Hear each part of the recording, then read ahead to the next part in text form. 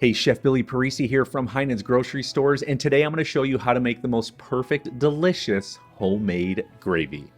It doesn't matter if you're preparing for the holidays or just want to sauce up a steak or a piece of chicken or even a bone-in pork chop. Gravy is such a fantastic way to enhance whatever it is you're cooking, especially protein or, geez, mashed potatoes. The first thing we need to do though is make a roux. This is going to be a thickening agent that's going to help thicken up our stock so that it's that perfect gravy consistency. It starts though with equal parts weight butter or another fat like bacon fat or even oil and flour, or think of a 3-to-2 flour to fat ratio. Let's go ahead and take those things right over to the cooktop. I've got a medium-sized sauce pot over low heat.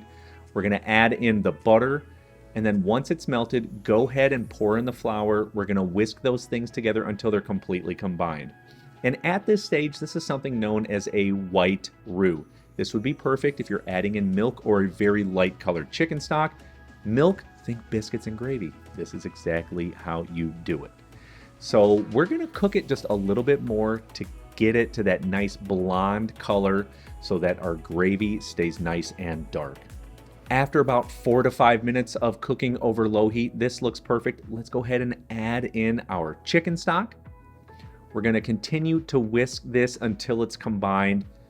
Now what we want to do is bring it to a boil. This sort of activates the roux so that it begins to start thickening up the gravy.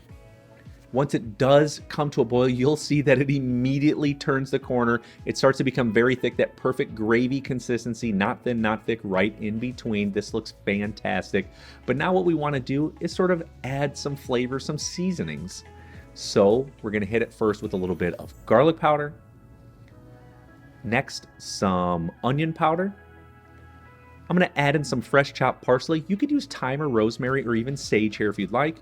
And then, of course, we want to season it up with salt and pepper. Whisk all of those things together and boom, you've got a beautiful, delicious chicken gravy that is going to go fantastic with pork chops or over chicken. Obviously, if you wanted it for a steak, you would use a beef stock instead of chicken stock, but you still have the same end result. Perfect gravy every single time. You will love this recipe. We'll see you soon.